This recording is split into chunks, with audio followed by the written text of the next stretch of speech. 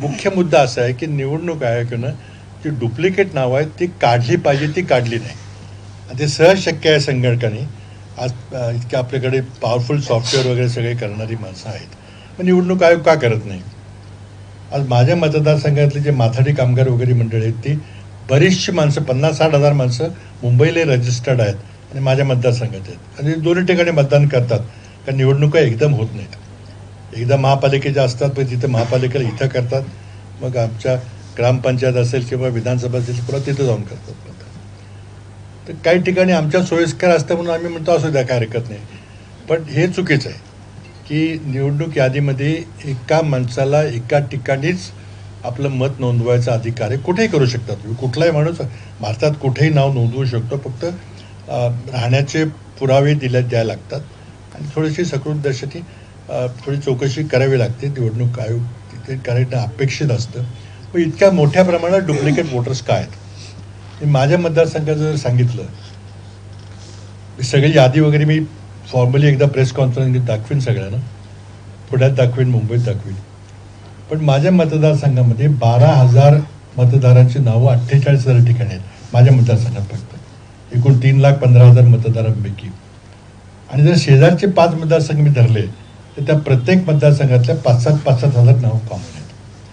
एकूण जर पाहिली तर जवळजवळ 60-70 हजार माणसाची नावं डुप्लिकेट आहेत. आम्ही ते सगळे नावं छापून सगळे दाखवलेली आहेत. ज्याला तो भाग माहिती असेल, कराड परिसर, त्यांना ते गावाची नावं, बूथ वगैरे सगळं कळेल, त्यांना माहिती असेल. आणि ते कोणीही तपासायला हरकत नाही, कारण ते सगळी यादी मी ओपन ठेवलेली आहे. त्यामध्ये माझं एकच म्हणणं आहे की ही निवडणूक आयोगाची जबाबदारी आहे की मतदार यादी क्लीन असली पाहिजे. एकाचं नाव एकाच ठिकाणी पाहिजे, एकदाच मतदान करता आलं पाहिजे. बोटाला शाई लावते त्याला काही अर्थ नाही. ते लगेच ॲसिटोन वगैरे वापरून ते लगेच शाई पुसून टाकता येते. आणि त्यामुळं मल्टिपल वोटिंग हे मोठ्या प्रमाणात झालेलं आहे. आता याचा पुरावा काय, तसं एका विशिष्ट लिमिटपेक्षा जास्त काही देता येणार नाही. पण एवढं आहे की मला मागच्या निवडणुकीपेक्षा जास्त मतं पडली तरी माझा पराभव झाला. कारण विरोधी पक्षाच्या माणसाला आणखी बरेच त्याच्यापेक्षा जास्त वाढली. कुठून वाढली, कशी वाढली? तर एक गोष्ट निश्चित आहे की डुप्लिकेट मताचा विषय फार गंभीर आहे.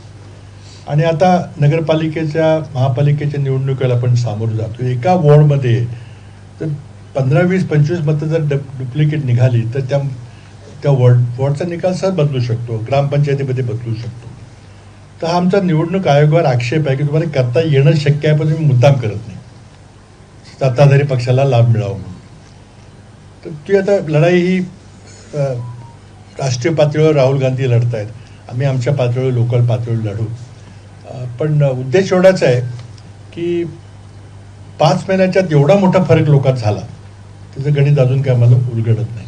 त्यामुळे काही गोष्टी आता फक्त लाडक्या बहिणीमुळे झाला काय एवढा, तर आम्हाला वाटत नाही इतका मोठा झाला. नक्की झाला थोडासा फरक, पण निवडणुकीचा निकाल इतका मोठा बदलेल किंवा भाजपचा स्ट्राईक रेट जवळजवळ 89% होईल, असा काही त्यात लाडक्या बहिणीचा काही फरक नव्हता. पण त्यामुळं सगळ्या निवडणूक प्रक्रियेवर प्रश्नचिन्ह उपस्थित झालेलं आहे. नुकत्याच आमच्या नगरपालिकेच्या निवडणुका झाल्या. आता तिथं मताचा रेट 8-8 हजार रुपयेपर्यंत गेला. काही ठिकाणी तर मी ऐकले की आणखी पुढे कुठे गेला होता. मग याला लोकशाही म्हणायचं का? मग हे कुणाचं अपयश आहे? निवडणूक आयोगाची काही जबाबदारी नाही का, सरकारची जरी नसली तर? आणि त्यामुळं अशा प्रकारे जर आपण होऊ दिलं, आणि याला सर्वस्वी भाजपचं केंद्रीय नेतृत्व जबाबदार आहे की महाराष्ट्रात आज जे काही चाललेलं आहे ते काही कोणाला माहीत नाही किंवा केंद्रात माहीत नाही असं नाही आहे. तुम्ही सुरुवातीला सरकार स्थापन करताना जे आमदारांची खरेदी विक्री केली तर ती भाजपच्या केंद्रीय नेतृत्वाच्या पांद्याची होऊ शकत नाही. ती म्हणजे हे सगळी सिस्टम करप्ट करायला कारणीभूत एक व्यक्ती आहे, वरचे 1-2 माणसं आहेत. तर आमचा स्पष्ट आरोप आहे, स्वतः नरेंद्र मोदी याला जबाबदार आहेत. आणि इथं जर थांबवायचं असलं तर एकनाथ शिंदे असतील काय देवेंद्र फडणवीस, आता एका फोन कॉलवर सगळं थांबून जाईल इथला भ्रष्टाचार, करप्शन. पण त्यांनाच करायचे सगळे. आणि फक्त पैशाच्या जोरावर आपण निवडणुका जिंकू शकतो हा आत्मविश्वास त्यांना निर्माण झाला आहे. त्यामुळे मोठ्या प्रमाणात करप्शन करा. महाराष्ट्रामध्ये इतकं वाईट आणि इतकं भ्रष्ट सरकार आपण कधी पाहिजे नव्हतं. अर्थात आम्ही कमी पडतोय त्याला, त्यांचा भ्रष्टाचार उघड करायला, किंवा जर करायची संधी मिळाली तर पुढं काही होत नाही. कोर्ट काही दाद देत नाही, कुठं कुणाकडं न्याय मागावा, काय करावा, RTIमध्ये काही माहिती मिळत नाही. पुण्यातले जे आता जमीन घोटाळे चाललेले आहेत काहीच त्याला कुठं काय होत नाही. थोडे दिवस बघ विरोधी पक्ष आपला आवाज उठवते, पण काही त्याला कुणाला प्रतिसाद मिळाला की ते थांबतं सगळं. आणि इतके आता 5वी बहुमत मिळालेले आता महायुतीला की विरोधी पक्षाचा आवाजच दबलेला आहे. तरी पण मला वाटतं की जरी कमी माणसं असली तरी भांडता येईल, भाजपचं करप्शन एक्सपोज करता येईल. आज खरं म्हणजे इतकी लाजिरवाणी परिस्थिती झालेली आहे की महाराष्ट्रात दररोज 8 शेतकरी आत्महत्या करत आहेत आणि सरकार $1 ट्रिलियन इकॉनॉमीची गोष्ट करते. आम्ही सगळं आनंदी आनंद सुफलाम सुजलाम चाललेला, लाज वाटली पाहिजे याला की या आपल्या महाराष्ट्रामध्ये जे एकतर एकही मोठा औद्योगिक प्रकल्प येत नाही. रोजगाराचा प्रचंड मोठा प्रश्न झालेला आहे आणि त्यामुळं आता लोक कधी त्यांना लक्षात येईल पुढच्या वर्षी समजा AI मुळं नवीन नोकऱ्या मिळण्यामध्ये जर मोठा परिणाम होईल, तिथं काही होईल, तेव्हा लक्षात येईल लोकांना की सरकार हे झोपलेलं आहे. फक्त त्यांना सिव्हिल कॉन्ट्रॅक्ट, रस्त्याचे कॉन्ट्रॅक्ट, बांधकाम कॉन्ट्रॅक्ट पाहिजे का त्यातून कमिशन मोठ्या प्रमाणात मिळतं आणि कमिशनचं सरकार चाललेलं आहे सगळं. आता 10 लाख कोटीचं कर्ज झालेलं आहे, कॉन्ट्रॅक्टरची बिलं दिली जात नाही, त्या अनेक गोष्टी आहेत. पण तो प्रामुख्यानं शेतकऱ्याची आत्महत्या, बेरोजगारी वगैरे अत्यंत महत्त्वाचे विषय आहेत. ते सरकारला सहज हाताळता येण्यासारखे आहेत, पण ते हाताळायची इच्छाशक्ती नाही आहे. किंवा मग गुजरातचा जो माफिया आहे, तेल माफिया वगैरे, सोयाबीन इम्पोर्ट करायचं, इथं आपल्या शेतकऱ्यांना तर द्यायचं नाही, ही खूप गंभीर बाब आहे. अर्थात आपण म्हणू शकाल की तू विरोधी पक्ष म्हणून तुम्ही का कमी पडताय? हे कमी पडतोय मी मान्यच करतो की आमची संख्या कमी आहे, परंतु लोकांचे प्रश्न घेऊन रस्त्यावर उतरलं पाहिजे. थोडे आमचे वेगळे मुद्दे तिथं जास्त हायलाईट होत आहेत. परंतु शेवटी विरोधी पक्ष जर प्रभावी नसेल तर त्या लोकशाहीला काय अर्थ राहत नाही. आणि आज आपली अशी परिस्थिती आहे की जर विरोधी पक्षांनी जर आपला पुन्हा आवाज जर जनतेपर्यंत पोचवायला जर आम्ही कमी पडलो तर मग आम्ही सुद्धा त्या लोकशाहीच्या हत्येमध्ये सहभागी आहोत असं म्हणावं लागेल. तेव्हा आज एक खूप विदारक परिस्थिती झालेली आहे. त्यामध्ये काही घटना घडत आहेत, काही बद्दल मी बोललो थोडंसं, बरेच म्हणजे कुतूहल निर्माण झालं. खूप लोक मला प्रश्न विचारतात, तुम्ही कशा आधारावर काही बोलला? की मुद्दा मी काही ठिकाणी कराडला एका पत्रकार परिषदेत बोललो होतो की या पुढच्या महिन्याभरात कदाचित मराठी माणूस पंतप्रधानपदी बसू शकेल. तसं का बोललो, काय बोललो, तर ते बऱ्याच ठिकाणी मी स्पष्टीकरण दिलेलं आहे. आपल्याला पाहिजे असेल तर इथे आणखी मी करू शकेन स्पष्टीकरण. पण 1-2 दिवस 2-3 दिवस थांबून 19 डिसेंबरपर्यंत काय होते आपण बघूया. 19 डिसेंबर का महत्त्वाची आहे ते मी सांगेन. दिल्लीमध्ये एक महत्त्वाचा विषय केंद्र सरकारने कालच घेतला आहे आणि तो म्हणजे माझ्या दृष्टीने जरा महत्त्वाचा आहे, कारण मी ते खातं हाताळलेलं आहे. आणि तो म्हणजे अणुऊर्जा खातं जे आहे ते, त्यामध्ये एक निर्णय असा घ्यायचा चाललेला आहे की अणुऊर्जा निर्मिती विषय जो आहे तो संपूर्णपणे भारत सरकारने सार्वजनिक कंपन्यांच्या मार्फत करावा असा आपला कायदा आत्ता आहे, विद्यमान कायदा. त्या कायद्यामध्ये आज मोदी सरकारने त्या कायद्यामध्ये बदल करून त्यामध्ये खाजगी क्षेत्राला शिरकाव करून द्यायचा निर्णय घेतलेला आहे. तो काल कॅबिनेटने निर्णय घेतला आहे आणि आज ते विधेयक संसदेमध्ये मांडलं गेलेलं आहे. आणि त्याचबरोबर जर आपण बाहेरून अणुभट्ट्या विकत घेतल्या आणि त्या अणुभट्टीमध्ये काही दोषपूर्ण काही माल आला असेल आणि त्यातून जर काही अपघात झाला तर आण्विक भट्ट्यामध्ये अपघात ही काही साधी गोष्ट नाही, ते ॲटोम बॉम्ब फुटल्यासारखं तो असतं. आणि त्यामुळं मग किती माणसं त्यामध्ये जातील किंवा किती पर्यावरण नुकसान होईल फार मोठा विषय आहे. आणि तसं काय घडलं तर नुकसान भरपाई कोणी द्यायची? ज्यांनी अणुभट्टीचं सामान पुरवलं त्या परदेशी कंपनी द्यायची का अणुभट्टी चालवतो आणि वीज निर्माण करतो ती भारतीय सरकारची कंपनी त्यांनी द्यायची? याबद्दल पार्लमेंटमध्ये विधेयक मांडलं होतं आणि त्यामध्ये मी असं त्या ठिकाणी मांडणी केली होती की जगात एकमेव देश भारत असा एक देश की ज्या देशामध्ये भोपाल गॅस ट्रॅजेडीसारखा ॲक्सिडेंट झाला होता, त्यामध्ये हजारो माणसं मृत्युमुखी पडली होती आणि काहीतरी अपंग झाले होते आयुष्यभराकरता. आणि तो माणूस तो युनियन कार्बाईडचा जो अमेरिकन माणूस होता तो गेला पळून आणि मग सगळे नुकसान भरपाई द्यायची पाळी आपल्यावर. तरी काय थोडे पैसे दिले. पण असं जर घडलं तर मग आम्ही कोणाकडे जायचं, दाद कोणाकडे मागायची. म्हणून मी त्यामध्ये काही तरतुदी केल्या होत्या की जो सामान पुरवठा करेल त्याची जबाबदारी असेल.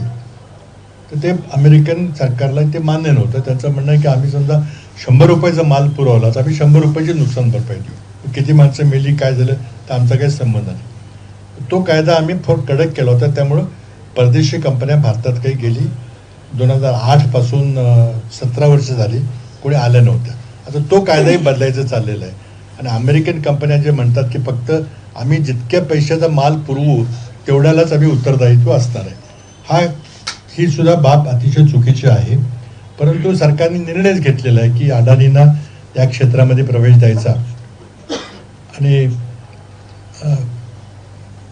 अणु ऊर्जा निर्मिती खाजगीकरण करायची, त्यामध्ये फार धोका आहे. त्यामध्ये मी लेख वगैरे लिहीन होते पुढच्या आठवड्यामध्ये काहीतरी.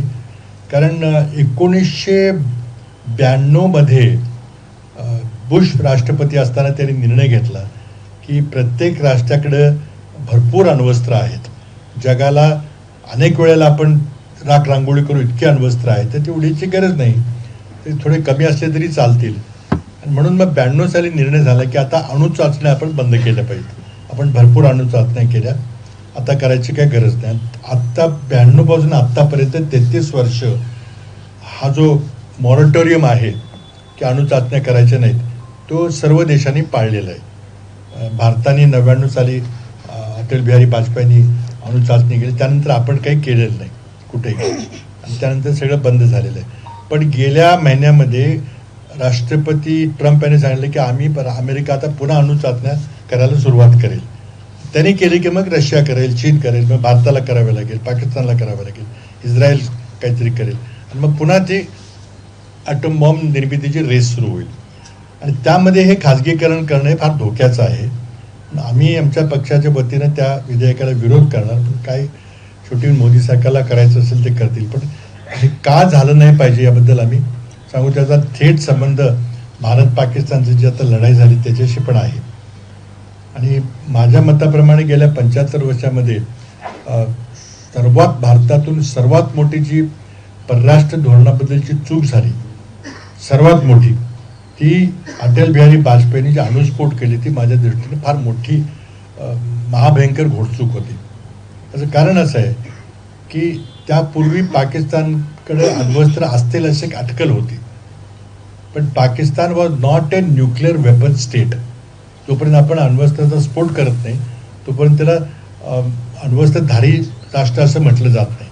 पण आपण केल्याबरोबर लगेच पाकिस्तानने केल्यामुळे पाकिस्तान हे न्यूक्लिअर वेपन स्टेट झालं. आणि 2 न्यूक्लिअर वेपन स्टेट भारत आणि पाकिस्तान असल्यामुळं त्यांच्यामध्ये पुन्हा मग मिलिटरीची लढाई पुन्हा अशक्य होतं. कारण जगातला कुठलाही देश 2 अण्वस्त्र देशांना खूप काळपर्यंत लढाई करू देणार नाही. आणि त्या दिवशी भारताची जी सैन्यामध्ये जी सुपेरियरिटी होती, तर आपल्याकडे जवळजवळ 12-15 लाखाचं स्टँडिंग आर्मी आहे, पाकिस्तानकडे 5-7 लाखाची. आपण खूप स्ट्रॉंग होतो त्या मानाने. पण ते सगळे संपले कारण त्याला युद्धच होणार नाही. त्यामुळे तुमच्याकडे 12 लाख सैन्य आहे का 25 लाख सैन्य आहे का 1 कोटी सैन्याला काय अर्थ राहिला नाही. कारण युद्धच होणार नाही, कोणी करूनच देणार नाही तुम्हाला. ते आत्ता आपण ऑपरेशन सिंदूरमध्ये पाहिलं की मिलिटरीची 1 किलोमीटरसुद्धा कुठं हालचाल झाली नाही. ते 2-3 दिवस झालं ते फक्त हवाई युद्ध झालं, मिसाईल युद्ध झालं. आता पुढची युद्ध तशीच होणार आहेत. मग आपल्याला 12 लाख आर्मी ठेवायची काय गरज आहे का? मग त्यांच्याकडे दुसरं काहीतरी काम करून घेऊ आपण. तर आता हे सगळं बदललं आहे. त्यामुळे पाकिस्तान आपण पाकिस्तानपेक्षा 10 पट मोठी अर्थव्यवस्था आहे. तरी पण आपली आता पॅरिटी झालेली आहे कारण त्या एका चुकीमुळं. कारण कुणीही तुम्हाला आता हॉट वॉर समोरासमोर रणगाड्याचं युद्ध किंवा बंदुकी युद्ध किंवा एकमेकाच्या प्रदेशात आपलं सैन्य जाऊन तो प्रदेश काबीज करायचं होणं शक्य नाही. कारगिल जेव्हा युद्ध झालं तेव्हा क्लिंटनचे सारखे फोन होते की तुम्ही थांबवा आता लगेच. आणि आत्तासुद्धा आपण पाहिलं की लगेच ट्रम्पचे फोन सुरू झाले आणि थांबवा म्हणून शेवटी ट्रम्पने थांबवलं आणि आपल्याला काही करता आलं नाही. आणि त्यामुळं मग एक असा विषय निघाला की मग मोदींनी का मान्य केलं. पहिल्या दिवशी आपला संपूर्ण पराभव झाला. 7 तारखेला जे हवाई युद्ध अर्ध्या तासात झालं त्यामध्ये आपला टोटल पराभव झाला, हे कोणी मान्य करो वगैरे न करो. आणि त्यामुळे त्या दिवशी भारताची जी विमानं पाडली त्या दिवशी सगळा भारताचा एअरफोर्स हा ग्राउंड झाला आणि त्यानंतर एकही विमान उडलं नाही. पण कुठेही विमान उडलं की पाकिस्तानचं तुमचं विमान ग्वाल्हेर असेल किंवा भटिंडा असेल किंवा सिरसा असेल तिथं वाढायची शक्यता असल्यामुळं आपलं कम्प्लीट एअरफोर्स ग्राउंड झालं. आणि आर्मी काही कुठे जाऊ शकली नाही, कारण तिथं अनरिटन असा आपला करार झालेला आहे अमेरिका आणि मोठ्या राष्ट्रांच्यावर की एकमेकाच्या सरहद्दीवर क्रॉस करायचं नाही. तो करार आर्मी काही कुठे जाऊ शकली नाही, कारण तिथं अनरिटन असा आपला करार झालेला आहे अमेरिका आणि मोठ्या राष्ट्रांच्यावर की एकमेकाच्या सरहद्दीवर क्रॉस करायचं नाही. तो करार कारगिल युद्धाच्या वेळेला झाला होता. जेव्हा कारगिल युद्धामध्ये वाजपेयी असताना जेव्हा आपण कारगिलमध्ये काही करू शकत नाही असं दिसलं की ते वर आहेत आणि आपण खाली आहोत, त्यामुळे आपण काही हे त्यांना हटवू शकत नाही कारगिलमधून, तेव्हा एअरफोर्सनी विनंती केली की आम्हाला एअरफोर्स वापरायची परवानगी द्या. पण त्याला वाजपेयींनी शेवटपर्यंत नकार दिला, पण शेवटी मग नाईलाजाने त्यांनी परवानगी दिली 25 मेला 99ला, आणि लगेच 26 मेला आपले मेक्स उडाली आणि त्याची कारगिलची तिथली माणसं घालवली. पण तिथं अट अशी होती की तुम्ही इंटरनॅशनल बॉर्डर क्रॉस करायची, ते आज पण पाळली जाते कारण त्याला इंटरनॅशनल प्रेशर आहे. प्रश्न असा त्यामध्ये उद्भवतो की मग आपण सीजफायर मान्य का केली आणि ते सुद्धा ट्रम्पने जाहीर केली ते, तर मोदींच्यावर कसला दबाव आहे? मोदी का म्हटले नाही की नाही आम्ही एक दिवसभर आणखी त्यांचं मी नुकसान करणार आणि मग थांबवू आम्ही, असं का करू शकले नाही? तर काय दबाव आहे? तर तो कुठंतरी आपल्याचं उत्तर आपण शोधलं पाहिजे. आणि त्याला आमच्याकडं काही तर्क आहेत पण ते काही पुरावा नाही आहे त्याला, पण आमचे त्यामध्ये आमचं खात्रीलायक तर्क आमच्यात की मोदींच्यावर फार मोठा दबाव येतो आहे अमेरिकेचा आणि मोदी हातबल आहेत या बाबतीमध्ये. आणि परराष्ट्र खात्यामध्ये जी देशाची पिछेहाट झाली ती सर्वांना माहिती आहे, त्याबद्दल काही बोलायचं कारण नाही. एकही मित्र राष्ट्र राहिलं नाही. आणि पाकिस्तानला ट्रम्पने इतकं डोक्यात चढवलेलं आहे की त्यांचा तो लष्करी प्रमुख हुकुमशाला व्हाईट हाऊसमध्ये बोलवणं, त्याला स्पेशल लंच करणं, किंवा इस्रायल हमासचं युद्ध झालं त्यावेळेला पाकिस्तानच्या पंतप्रधानाला बोलायला संधी देणं, आणि आपण मात्र तिथून बाहेर पडलो. त्यामुळे जे परराष्ट्र धोरणामध्ये जे हाय टेबल आहे तिथं 15-20 राष्ट्र बसून निर्णय घेतात, त्यामध्ये आपणच मागं पडलेलो आहे. आपण त्या सरमाईल शेखच्या मीटिंगला गेलो नाही. तर बऱ्याचशा गोष्टी आहेत. आणि आमचं म्हणणं आहे की परराष्ट्र धोरणामध्ये भारताचं इतकं मोठं अपयश आम्ही कधी पाहिलं नव्हतं, आणि याला कुठंतरी पाणी मुरतं आहे. मोदी अशा प्रकारे का दबतायत आणि त्यांच्यावर कसला दबाव आहे, त्याचं उत्तर कदाचित मला वाटतं काही दिवसामध्ये आपल्याला मिळेल. काय ते कशामुळं काय होतं ते. आता सर्वात मोठा माझ्या दृष्टीने विषय असा आहे की बेरोजगारीचा प्रश्न फार मोठा भेडसावणार आहे. त्याचबरोबर महाराष्ट्रात एकही मोठा प्रकल्प येत नाही ही वस्तुस्थिती आहे. उदाहरण घ्यायचं झालं तर सेमीकंडक्टर उद्योग हा अति सनराईज उद्योग समजला जातो की फार मोठा उद्याचा मोठा उद्योग आहे. आणि भारतामध्ये एकही सेमीकंडक्टर उद्योग नव्हता, फॅब्रिकेशनचा नव्हता. तो करण्याकरता भारत सरकारने फार मोठी सबसिडी दिली, म्हणजे हजारो कोटीची सबसिडी दिली की जो येईल त्याला आम्ही इतके पैसे सबसिडी देऊ. आणि त्यामध्येच मग टाटानी जी 857 कोटी रुपये जे भाजपला निवडणूक निधी दिला, तो कधी दिला?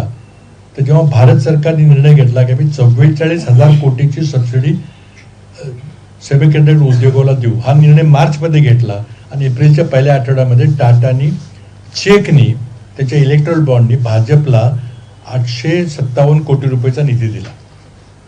आता ह्याला निधी म्हणायचं का लाच म्हणायची हा प्रश्न प्रत्येकाने याचं उत्तर शोधलं पाहिजे. पण हे सगळं रेकॉर्डवर आहे, एकही त्यातली काही अतिशयोक्ती नाही आहे. आणि त्यामुळं मोदी सरकारने पुन्हा लायसन्स राज आणलेलं आहे. PLI म्हणून जी योजना आहे, प्रोडक्टिव्हिटी लिंक्ड इन्सेंटिव्ह, की ते सबसिडी कोणाला द्यायची हे भारत सरकार ठरवतं. तुम्ही अर्ज करायचा, मला सेमीकंडक्टरमध्ये किंवा इलेक्ट्रॉनिक मॅन्युफॅक्चरमध्ये किंवा इथं मला असा उद्योग उभा करायचा आहे, मग तू द्यायचा का नाही तो मोदी ठरवणार, कारण त्यामध्ये खूप मोठी सबसिडी आहे. म्हणून एका दृष्टीनं पुन्हा एकदा जे लायसन्स राज मनमोहन सिंगने बंद केलं होतं ते पुन्हा सुरू झालेलं आहे. पण त्यामध्ये प्रश्न असा होतो की महाराष्ट्रात एकही मोठा उद्योग का येत नाही? टाटा हेडक्वार्टर्स हे मुंबईला आहे, पण टाटा गुजरातमध्ये प्रकल्प करतात, आसाममध्ये करतात, मुंबईला, पुण्याला, इथं तळेगावला, पिंपरी चिंचवडला का काढत नाही, कोल्हापूरला का काढत नाही, किंवा नागपूरला का काढत नाही? त्याचं उत्तर नरेंद्र मोदी, देवेंद्र फडणवीसने दिलं पाहिजे. आणि त्याचा थेट संबंध युवकांच्या रोजगाराशीच निगडीत आहे. एका बाजूला आर्टिफिशियल इंटेलिजन्स म्हणून नोकऱ्या मिळतील का नाही मिळतील हा मोठा प्रश्न निर्माण झाला आहे. दुसऱ्या बाजूला मोठे उद्योगच आले नाहीत तर रोजगाराची संधी कोण देणार. आणि छोटे लघु उद्योग जे आहेत त्यामध्ये GSTचा घोळ केलेला आहे. अगदी नोटबंदीपासून सगळे घोळ करून तो सगळे स्मॉल स्केल इंडस्ट्री मारून टाकलेली आहे. त्यामुळे प्रश्न महाराष्ट्रातले अनेक आहेत. प्रचंड मोठा कर्जाचा डोंगर उभा केला आहे आणि अत्यावश्यक सेवा ज्या आहेत त्यांच्याकडनं त्यांना काही पैसे मिळत नाहीत. कारण 10 लाखाचं कर्ज झालं आहे, त्यावर व्याज भरावं लागतं, हप्ते भरावे लागतात, पेन्शन आणि पगाराचा खर्च आहे. त्यामुळे विकासाकरता फार कमी पैसे राहतात. त्यामुळं सरकार आपली पाठ तरी थोटून घेते की नाही आमचं सगळं चांगलं चाललेलं आहे. आणि त्यामुळं प्रश्न महाराष्ट्रात देखील अनेक आहेत.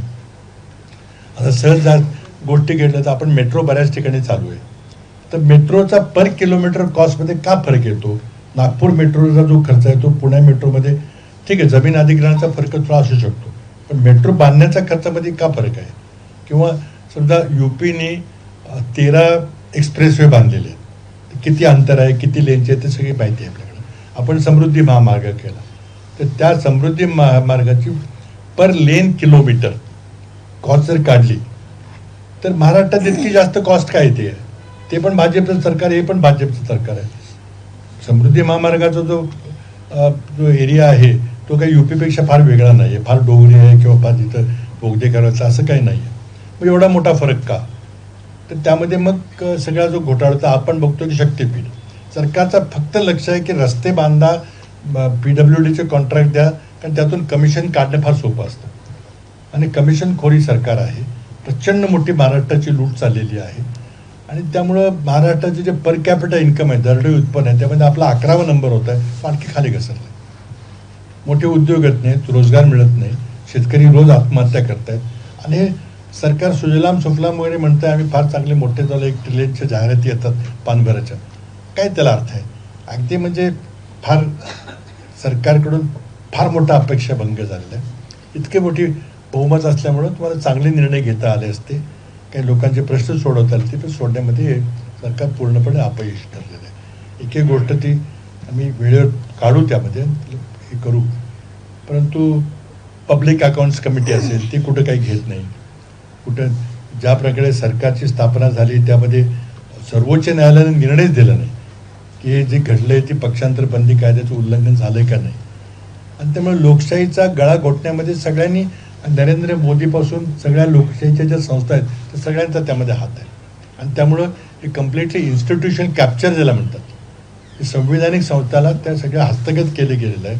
त्यामुळे लोकशाहीचा ढाचा दिसतोय पण आत्मा मारून टाकला आहे, आत्मा राहिलेला नाही. त्यामुळं आता आमच्यासमोरचं मोठं आव्हान असं की लोकशाहीला पुन्हा कसं जिवंत करायचं आणि लोकांना न्याय कसा द्यायचा लोकशाहीच्या माध्यमातून, तो प्रयत्न चालला आहे. फार आम्हाला यश आलं असं मी म्हणणार नाही, पण आम्ही प्रयत्न करत राहणार जे काय असेल ते. बाकी प्रश्न बरेच आहेत. कुठं कारण नसताना वंदे मातरमसारखे विषय करून लोकसभेचा वेळ दिला जातो, पण तिथं चर्चा मात्र विधेयकावर कधी होत नाही, झाली पाहिजे. आणि मग रेटून नेऊन आवाजी बहुमतावरून सगळे विधेयकं पास करून सरकारला जे पाहिजे ते करायचं चाललेलं आहे. तर अत्यंत विदारक परिस्थिती आहे. त्यातून आता काय मार्ग निघेल का, आता याची वाट बघायची आहे. काही आंतरराष्ट्रीय घटना ज्या घडलेल्या आहेत त्याच्याबद्दल मी थोडा उजळता उल्लेख केला होता. त्या घटना ज्या आहेत परदेशात घडत आहेत त्याचे परिणाम आपल्या राजकारणावर होतील का, असा एक प्रश्न, हायपोथेटिकल प्रश्न उपस्थित केला होता. आणि मला असं वाटतं की त्याचे परिणाम आपल्या देशाच्या राजकारणावर होतील आणि ते ठराविक वेळेत होतील. आणि म्हणून मी जी 19 डिसेंबरची तारीख दिलेली आहे त्याला एक संदर्भ आहे. आणि त्या दिवशी काहीतरी मोठा स्फोट होईल आणि त्याचा भारतावर किती परिणाम होईल ते पाहायचं आहे. मला वाटतं की होईल म्हणून, पण तरी शेवटी मी एक राजकीय विश्लेषण आहे आणि एक्झॅक्टली काय घडते ते 19 तारखेला आपल्याला कळेल. बाकी मला वाटतं काही निवडणुका, आपल्या स्थानिक निवडणुका चालू झालेल्या आहेत. वेळापत्रक थोडं विचित्रच आहे. त्यामुळं प्रचाराची वेळ आपली जी नेहमी 24 तास आधी आपण प्रचार बंद करत ती आता पुढं ढकललेली आहे. आणि फार गलथान कारभार चाललेला आहे. नगरपालिकेच्या ज्या निवडणुका झाल्या इतका गलथान कारभार निवडणूक आयोगाकडे होईल अशी अपेक्षा नव्हती. म्हणजे अर्ज परत घ्यायची आणि छाननी होण्याची तारीख संपल्यानंतर 4 दिवसांनी चिन्ह वाटप झालं आणि लगेच 4 दिवसांनी निवडणूक प्रचार संपून लगेच निवडणूक घेतली गेली. विचित्र आहे, कारण निवडणूक आयोग जी स्वायत्त संस्था पाहिजे ती आता सरकारच्या हुकुमाखाली आदेशाखाली चालते. दिल्लीची निवडणूक आयोग प्रक्रिया आणि महाराष्ट्रातली प्रक्रिया दोन्ही त्याच प्रकारे चालले. त्यामुळे लोकांचा या प्रक्रियेवरून विश्वास उडत चाललेला आहे. आणि मला वाटतं मोदीने हेच पाहिजे की लोकशाहीमध्ये विश्वास नष्ट करायचा आणि मी सगळं चांगलं करीन, मला सगळं माहिती आहे आणि मी देशाचं सुजलाम सुफलाम करून काहीतरी बोगस घोषणा करायचं की 1947 साली आमचा देश विकसित राष्ट्र होईल. कोणीही त्याच्याबद्दल चर्चा करायला पुढे येत नाही की कसं होईल, काय तुमची विकसित राष्ट्राची कल्पना काय. आणि म्हणून बोगस जाहिराती द्यायच्या की आमचं विकसित होईल, हे इतकं बोगस आहे की आत्ताच्या विकास दराप्रमाणे होऊ शकत नाही. कारण तुम्ही व्याख्या देत नाही की विकसित म्हणजे काय, आणि फक्त जाहिराती द्यायच्या पूर्ण पानाचे की आमचं सगळं काही चांगलं होणार आहे आणि स्वतःला विश्वगुरू म्हणायचं. जगातले लोक हसतात सगळे तिथं त्याच्याकरता.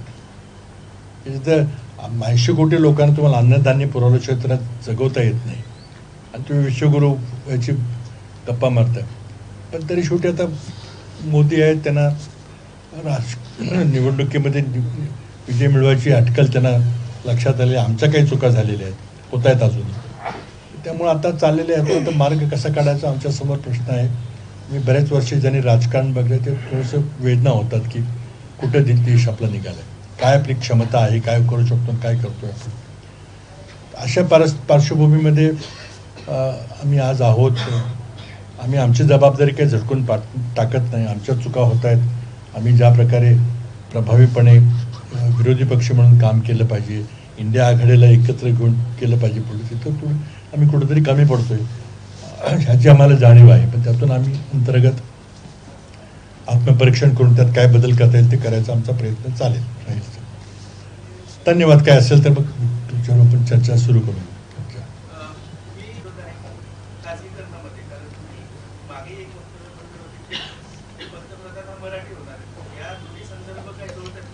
नाही, आता दोन वेगळे प्रश्न आहेत, दोन्ही मिक्सअप करू नका. अणुऊर्जेच्या बाबतीमध्ये खाजगीकरण करण्याचा निर्णय काल सरकारने घेतलेला आहे. घेणार असे म्हणत होते, पण काल विधेयक मांडलेलं आहे आणि त्यामुळे आता त्यावर चर्चा होईल. माझा वैयक्तिक त्याला विरोध आहे, कारण मी जवळ 7-8 वर्ष त्या खात्याचं काम पाहिलेलं आहे. आणि मनमोहन सिंग सरकारनं भारत अमेरिका अणु करार जो केला तो एक ऐतिहासिक करार होता आणि त्या कराराचे आपल्याला फायदे चांगले मिळालेले आहेत. आपला अणु ऊर्जा विभाग चांगलं काम करतोय सगळं. पण त्यामुळं खाजगीकरण करणं हे आत्ताच्या परिस्थितीमध्ये फार धोकादायक आहे, कारण ट्रम्पने आम्ही पुन्हा अणु चाचण्या सुरू करू अशी घोषणा केलेली आहे आणि त्यामुळं पुन्हा वस्त्रांची चढावट पुन्हा सुरू होईल, पुन्हा देशाला जगाला धोका निर्माण होईल. त्यामुळं तो विषय जो आहे तो वेगळा विषय आहे की त्याला आमचा विरोध आहे. पण शेवटी मोदींना जे पाहिजे ते होईल, कारण त्यांचं खूप मोठं पार्श्वी बहुमत आहे. त्या आठवड्यामध्ये बहुतेक ते तो कायदा पास करतील, दोन्ही कायदे पास करतील. हा एक वेगळा विषय आहे. दुसरा विषय जो तुम्ही म्हटला तो वेगळा विषय आहे, त्याचे संदर्भ वेगळे आहेत. तो जे मी काय बोललो की काही बदल घडतील असं एक राजकीय विश्लेषण आहे, तो वेगळा आहे. त्यामध्ये कुठल्या विषयाबद्दल मला त्याच्यामध्ये आणखीन एक जोडायचं आहे. अदानी हा कॉमन फॅक्टर आहे का अजून पुरावा तसा नाही आहे. अदानीचा अणु ऊर्जा निर्मितीमध्ये सगळं खाजगीकरण केल्यानंतर अदानी द्यायचं चाललंय ते तर उघड आहे. पण ह्या दुसऱ्या गोष्टीमध्ये त्यांचा काही डायरेक्ट संबंध आहे का माहिती नाही. आता हे काय भानगड आहे, मी 19 डिसेंबर का म्हणतोय, किंवा मी जेव्हा बोललो होतो की काही बदल घडतील, आणि एक विश्लेषण आहे की मला असं वाटतं की जर बदल घडले तर मग मराठी माणसाला संधी मिळू शकते महिन्याभरात. तर हे महिनाभर का, तारीख का दिली मी, तर त्याचं विश्लेषण थोडंसं मी सांगू इच्छितो. बऱ्याच लोकांनी माहिती घेतली असेल. अमेरिकेमध्ये घटना घडली आणि घटना घडली म्हणजे बरेच दिवसापासून घडत होती की 1995-96च्या सुमारास एक अमेरिकेतला एक उद्योगपती नाव जेफ्री एप्स्टीन, ह्या माणसानं एक पुढे येऊन एक तो प्रकाश होतात आला 1995-96 पासून. नंतर पुढं काही वर्षानंतर असं 2000च्या सुमारास लक्ष की हा माणूस काहीतरी बेकायदेशीर गोष्टी करतोय, विशेषतः सेक्स ट्रॅफिकिंग करतोय असं लक्षात आलं. आणि त्या सेक्स ट्रॅफिकिंगमध्ये सुद्धा लहान मुली 13 ते 15 वर्षाच्या मुलींना घेऊन आणि काही राजकीय नेत्यांना त्यामध्ये गुंतवून आणि त्यांना हनी ट्रॅपमध्ये गुंतवून आणि त्यांचे चित्रीकरण फोटो व्हिडिओ काढायचा प्रयत्न करतोय असे उघडकीस आला. काही लहान मुलींनी तक्रारी केल्या कोर्टामध्ये, कोर्टाने चौकशी केली, त्यामध्ये तथ्य सापडलं. त्या जेफ्री एप्स्टेन नावाच्या माणसाला शिक्षा झाली 13 महिन्याची. नंतर पुन्हा आणखी काही मुली पुढे आल्या की आमचा सेक्शुअल एक्सप्लॉयटेशन केलं लहान मुलींनी, असं त्याच्या पेरेंट्सनी तक्रारी वगैरे केल्या. पुढं त्याची चौकशी झाल्यावर त्या माणसाला शिक्षा झाली.